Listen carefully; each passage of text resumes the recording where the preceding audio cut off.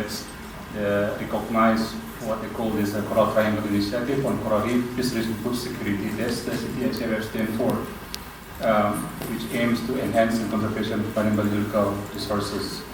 So for those are not familiar with the CTSFF, we are the regional organizations, consists of the six, we call this the six countries, but 4 of our members are economies of the Apec: Indonesia, Malaysia, Philippines, and Papua New Guinea.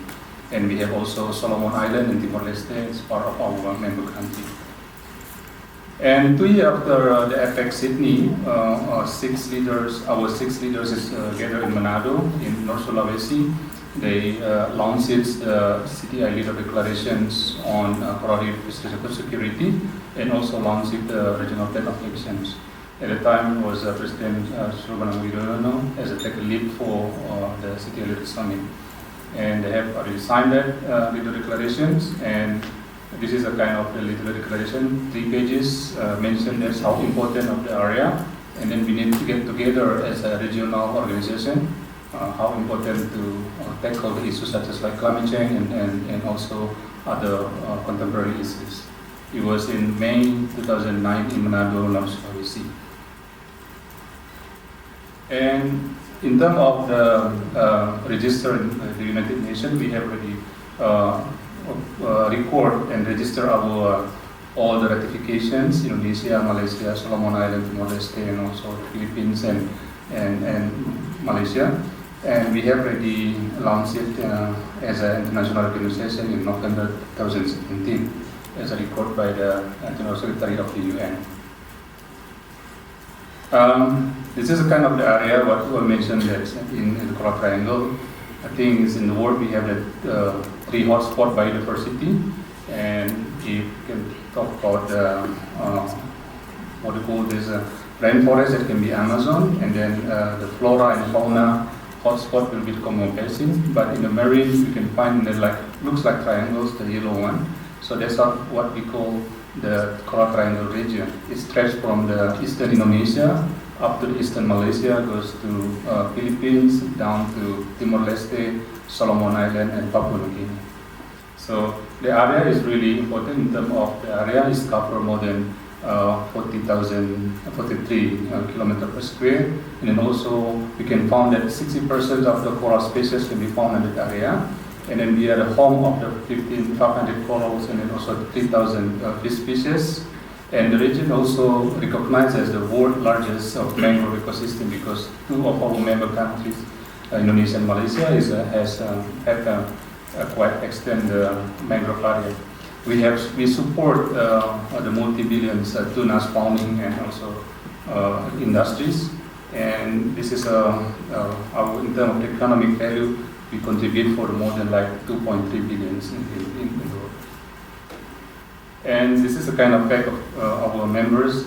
Yes, I don't want to go to detail for that, but we consist of many coral reef here and also the mangrove activities. And our framework is we have a Council of Ministers as a highest decision body. And for the technical and daily activity, we have Committee of Senior Officials.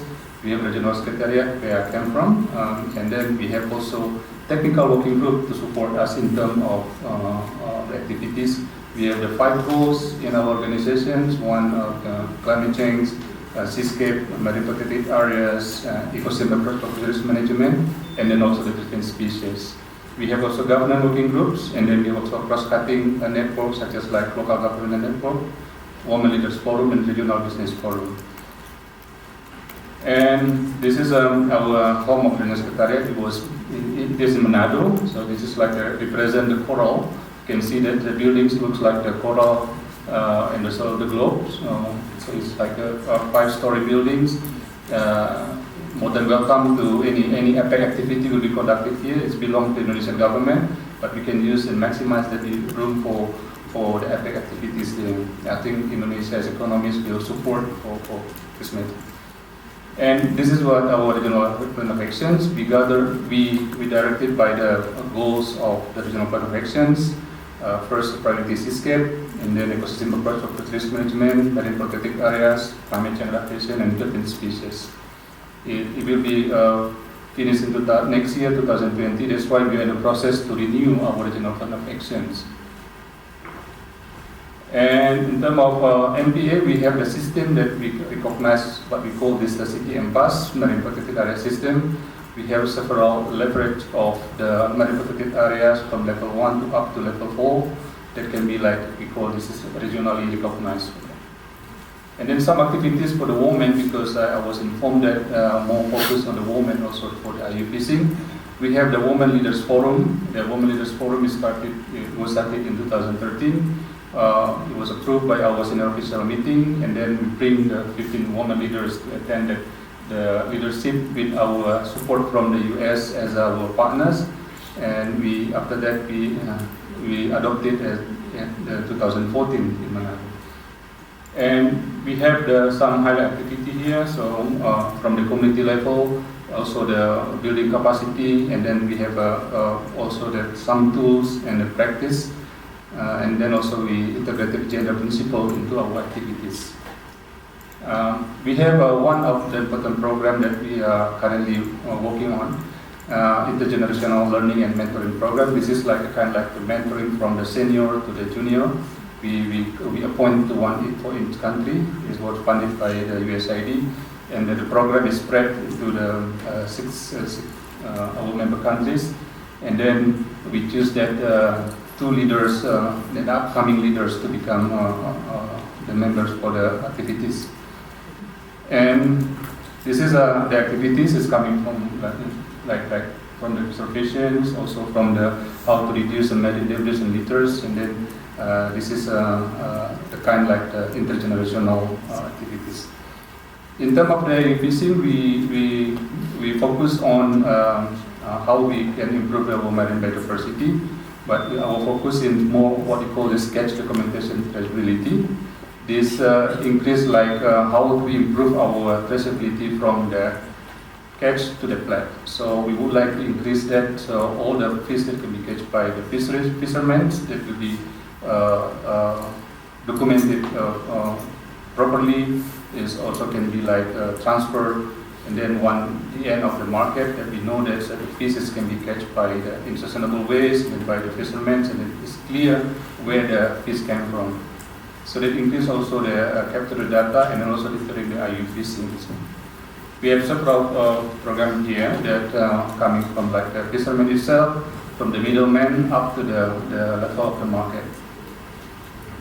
This is kind of like we build a program from like the processing. We have a trash tails process for the landing. When the fish landing, we have the traffic suppliers, so this improve the management itself. Right. Things by saying that I would like to conclude my presentation and then thank you. Terima kasih. Maraming selamat. Thank you. Obrigado. Thank you, Thomas. Thank you. Thank you very much for that presentation, CPI. Are there any questions, comments? United States, please. Thank you, Mr. Chair. And thank you for that presentation. And the U.S. obviously sees the Coral Triangle as a very special area for biodiversity in the world, and we've been pleased to partner with the CTI over the years, NOAA, and working with the U.S. Agency for International Development in providing fisheries management and flow conservation and marine protected area management expertise. But I'm curious, as you're designing your new plan of action, if you're considering marine litter, and impacts from derelict fishing gear and microplastics, etc., on biodiversity in the next plan. I'm just interested to hear. Thank you.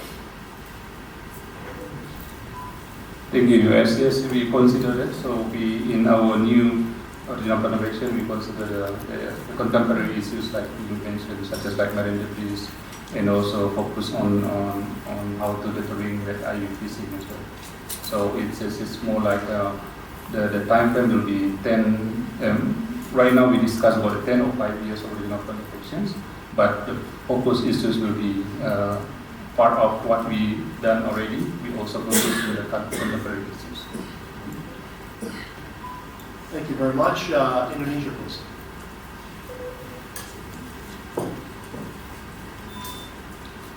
Thank you, Chair.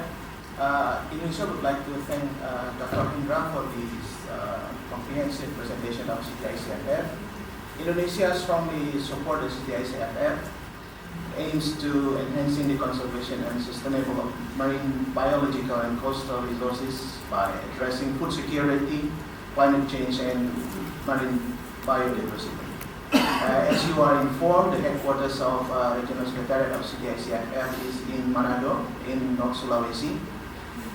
Indonesia would like to develop Manado as the center of excellence for study of coral reefs, fisheries, food security, including blue carbon, especially mangrove, as mentioned by Dr. Hendra.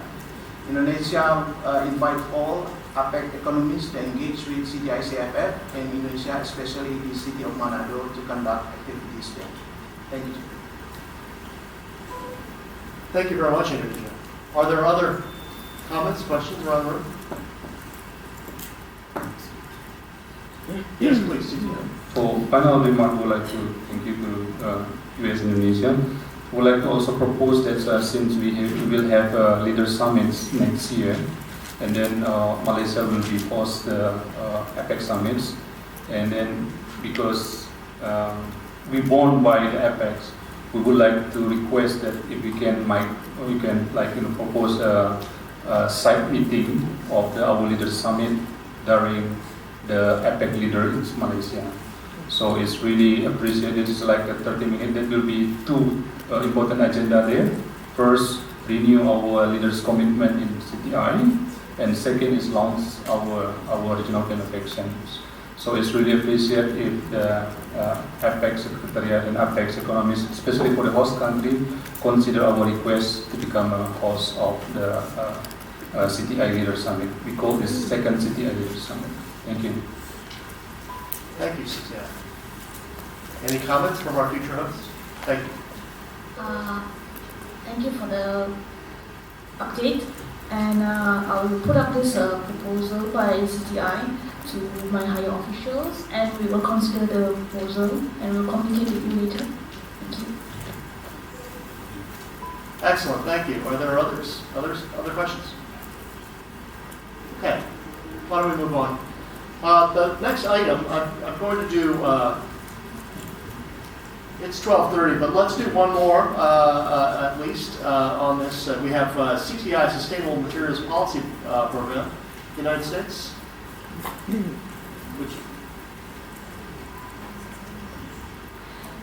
Thank you so much.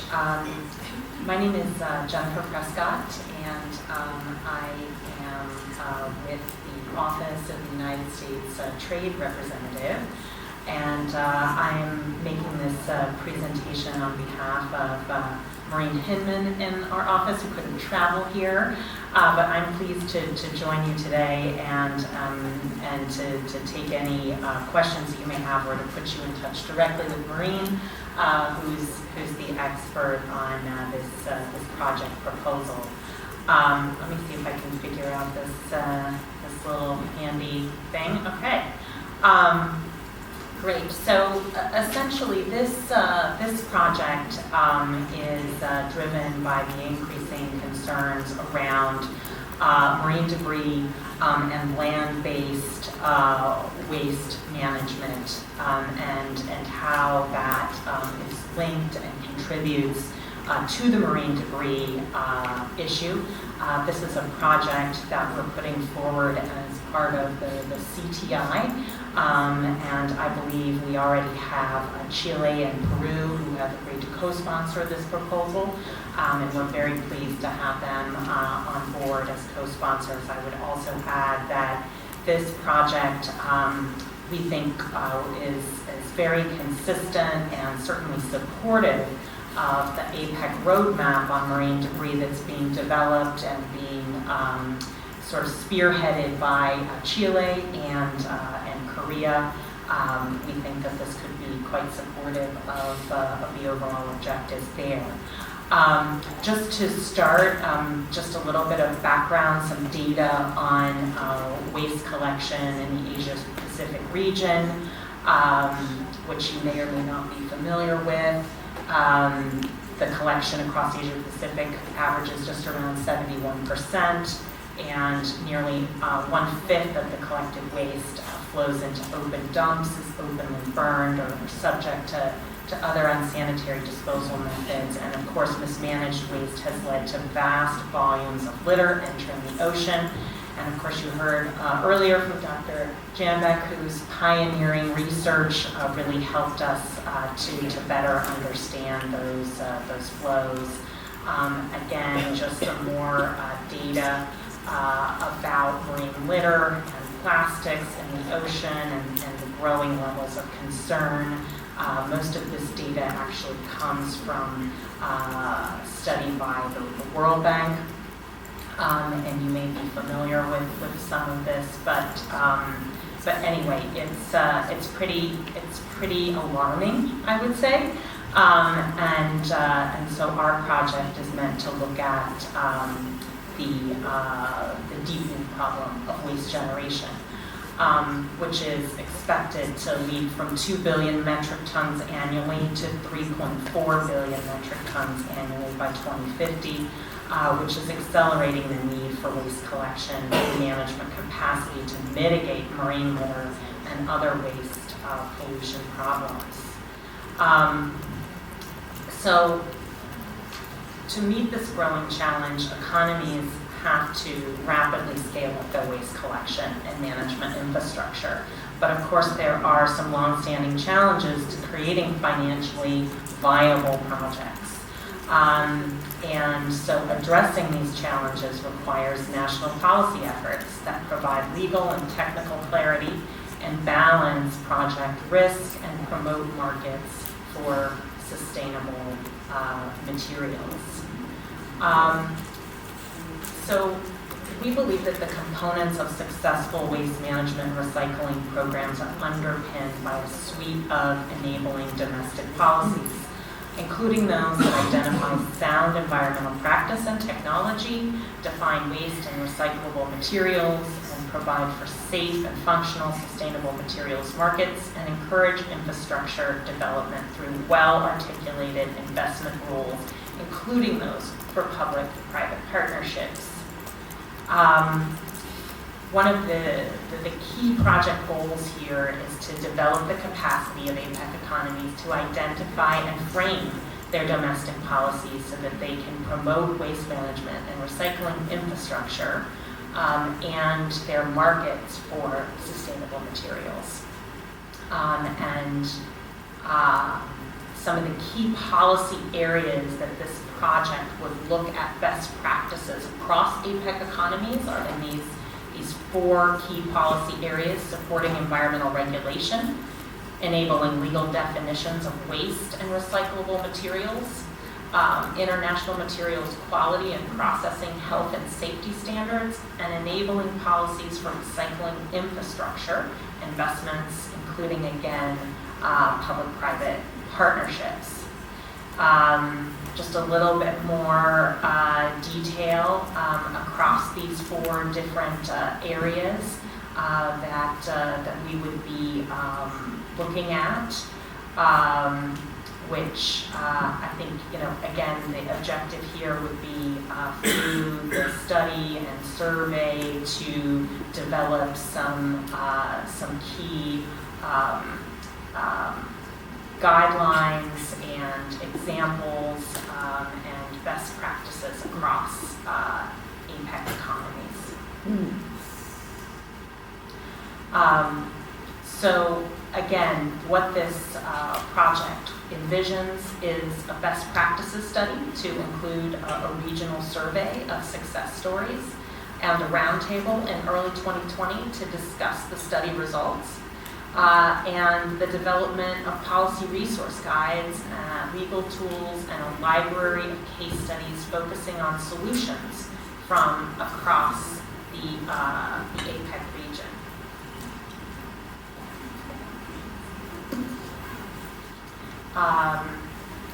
Project benefits include reducing solid waste pollution and its impacts to health and welfare, and reducing the overall volume of waste through recycling, and reducing leakage of litter into domestic waterways and the ocean, and protecting local environments and environmentally dependent livelihoods, improving livelihoods in the waste management and recycling sector, and promoting sustainable jobs through expanded waste management and recycling activities and enabling sustainable growth.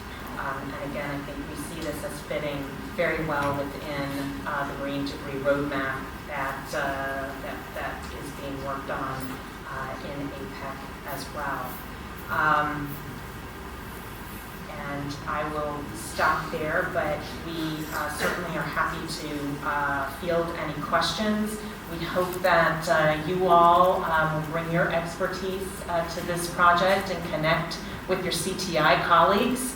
And we're hopeful to get approval on it. I think it can really contribute to some good examples of how to address better waste management across the Asia-Pacific region and hopefully contribute to the reduction and prevention of marine debris. So thank you again for your time. I'm sorry to have stood in the way of your lunch. Not at all, not at all. Thank you very much for that presentation. That was great.